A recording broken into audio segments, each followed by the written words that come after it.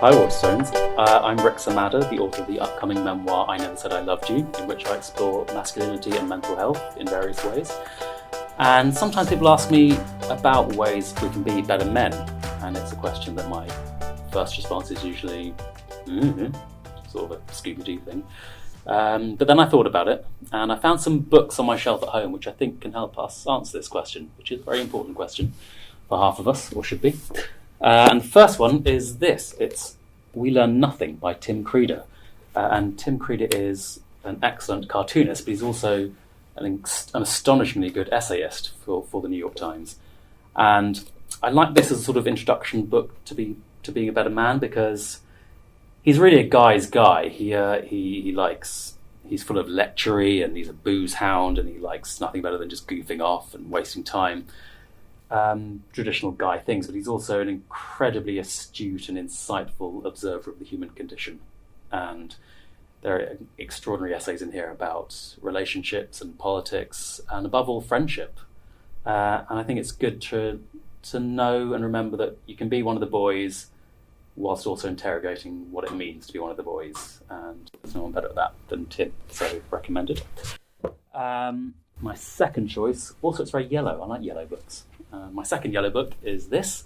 It's the love letters that pass between Rilke and Andreas Salome, who are two extraordinary writers. And I chose this one because I think we live in times where we're encouraged to objectify ourselves and other people and think of relationships as transactions and affairs of convenience. But actually, these letters, which go so deep, are a reminder that what we're looking for in relationships is a union of souls, really, if you can get it. And these are two extraordinary writers and thinkers who defined gender expectations in their own ways and wrote beautifully, both of them.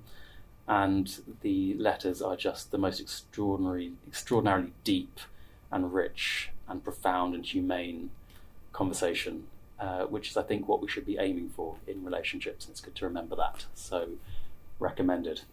Plus, love letters will get you laid, trust me.